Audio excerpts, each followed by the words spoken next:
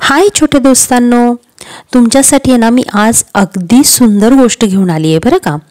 त्या गोष्टीचे नाव आहे सोनेरी शिंगाचे हरिण। एका घनदाट जंगलात एक हरिण राहत होते।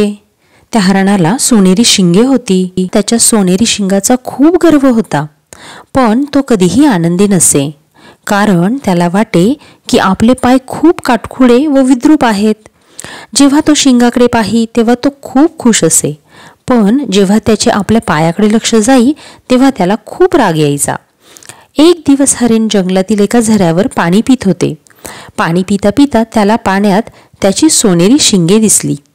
सुंदर सोनेरी शिंगे पाहून त्याला खूप आनंद झाला। तेवढ्यात त्याला कसला तरी आवाज ऐकू आला। वरती वळून पाहतो तर काय, समोरच त्याला एक शिकारी दिसला।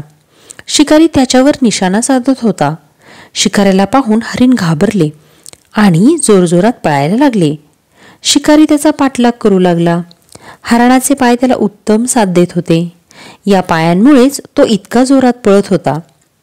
परंतु अचानक पळता पळता हरणाची शिंगे एका झाडाच्या फांद्यांमध्ये अडकली।